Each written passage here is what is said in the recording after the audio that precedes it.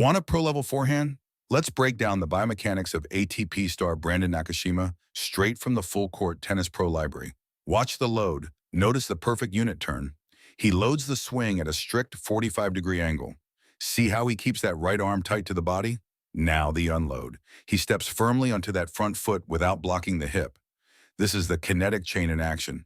Energy driving through the legs, the hip, the torso, and straight into the shoulder. Here is the critical mistake you are probably making. Look at the player on the left. The right arm is fully extended too far behind the body. The left front shoulder isn't staying across the body to provide stability. The left shoulder opens too early during the swing.